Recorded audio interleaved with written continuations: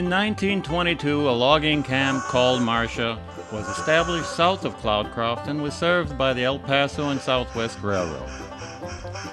The town of Marcia was an active little mountain village for nearly 20 years. It also served as the railroad camp.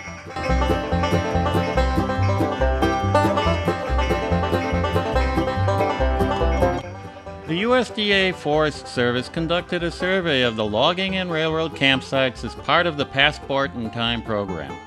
The survey included GPS mapping and oral testimony from a former resident of the town, Grace Culbertson.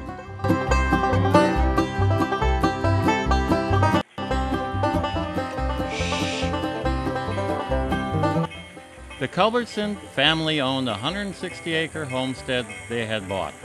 Half the 80 acres was her dad's, the other half her grandfather's.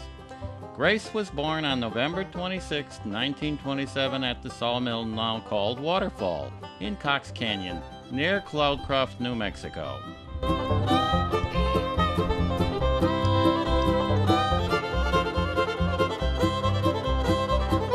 My daddy's name was Gordon Culbertson. My grandfather ran the lumber mill on the homestead. He employed my father but often didn't pay him. This made Depression life a struggle.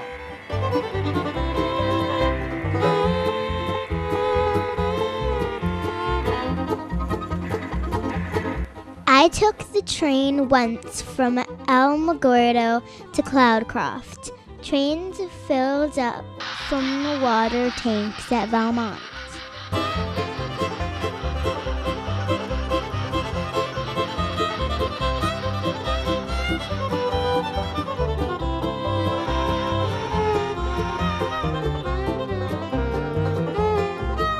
Whites and Mexicans both worked in the mill. They were accepted. There was a cookhouse at the mill for preparing food for single people.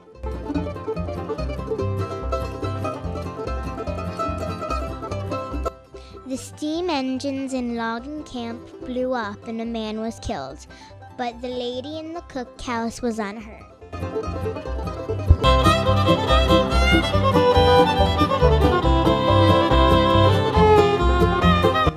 Alamogordo Lumber Company managed the timber harvest for the logs shipped to the Alamogordo Lumber Mill.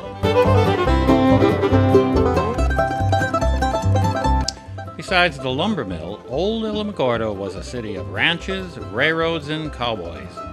20 years before Alamogordo was founded, notorious outlaw Billy the Kid visited nearby ranches and towns of Mesilla, Lincoln, and at Fort Sumner in 1881, the Kid was shot and killed by Sheriff Pat Garrett. Range wars had persisted in the Tularosa Basin since his death.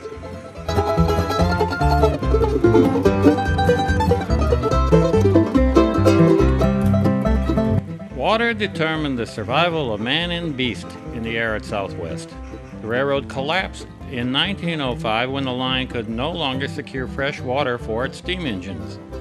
The large mining company Phelps Dodge purchased the railroad and sought access to the westward flowing streams that the Mescalero Indians controlled north of Alamogordo in the Tularosa Basin.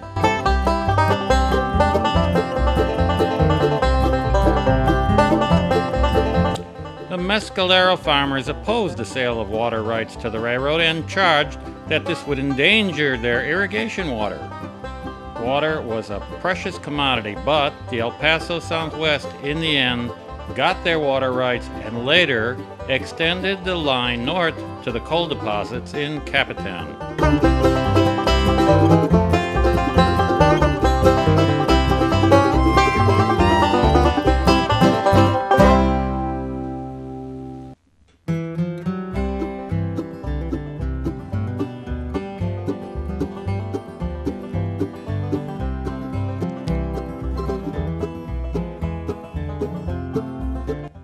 We had a cow that provided milk. This was a really mean cow. A little dangerous. It only liked my mother. My brothers had a chore of getting the cow and they could get trampled.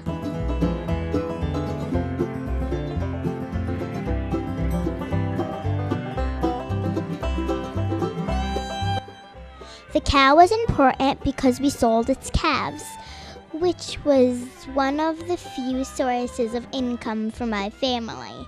My mother used the money to buy important things like her sewing machine.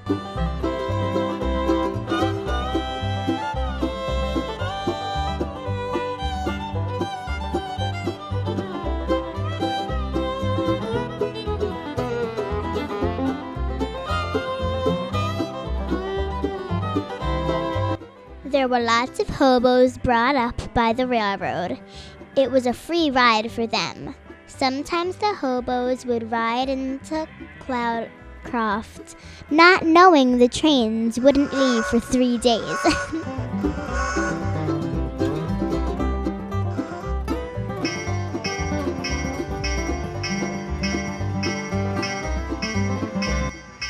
They would walk down the valley looking for food. Frisky, the family dog, who was a German shepherd, usually took care of the hobos.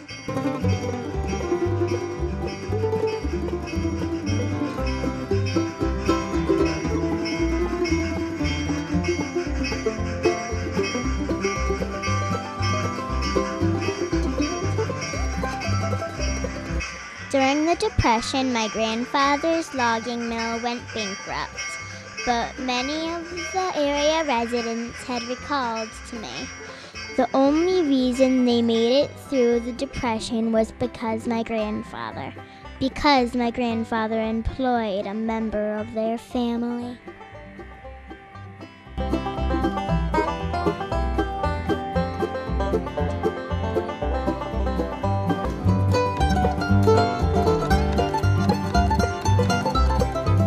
In the decade of the 20s, citizens complained of the unfairness of public land ownership in the county. Only 5% of the land belonged to private taxpayers, and only 6% of that was not classified as arid or semi-arid.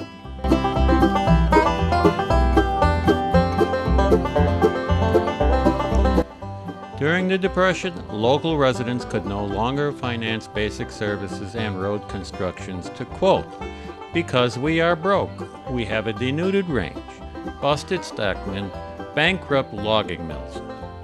But fortunately, the railroad kept running.